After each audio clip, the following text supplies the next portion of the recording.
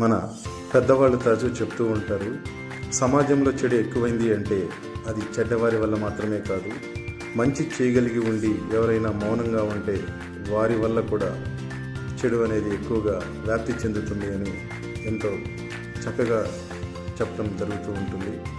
అయినప్పటికీ మనం చాలా వరకు మౌనం వహిస్తూనే ఉంటాము. ఎవరో వస్తారు, ఏదో చేస్తారు అని.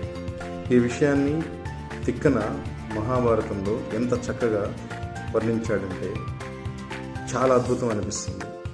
సారపు ధర్మమున్ విమల సత్యము పాపము చేత బొంకుచే భారము పొందలేక చెడబారినదైన వ్యవస్థ దక్షులెవారలుపేక్ష చేసిన అది వారల చేటకు గాని ధర్మ నిస్తారకమయ్యును సత్య శుభదాయుకమయ్యను దైవముండెను.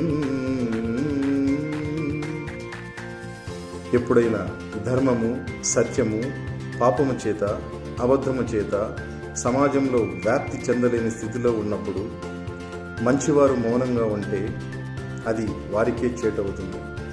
అట్టి పరిస్థితులలో ధర్మ సంస్థాపన చేయడానికి మరియు సత్యాన్ని వ్యాప్తి చేయడానికి దైవమే వస్తాడని ఎంతో అద్భుతంగా చెప్పడం జరిగింది.